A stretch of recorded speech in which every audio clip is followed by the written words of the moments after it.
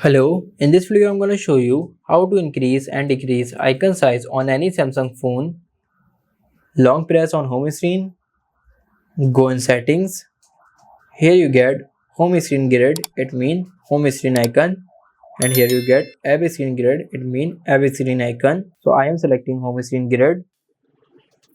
Now if you do 4:6, as you can see icon size is decreasing. 5:5, 5:6. This is how you can decrease the icon size. Now if you want to increase the home screen icon size, you can simply tap on 4:6 or 4:5. So this is how you can increase and decrease the home screen icon. Now if you want to increase and decrease the app screen icon, simply tap on app screen grid. Here if you want to decrease it, tap on 4:6, 5:5 or 5:6 according to you. And now if you want to increase it, tap on 4:6 or 4:5.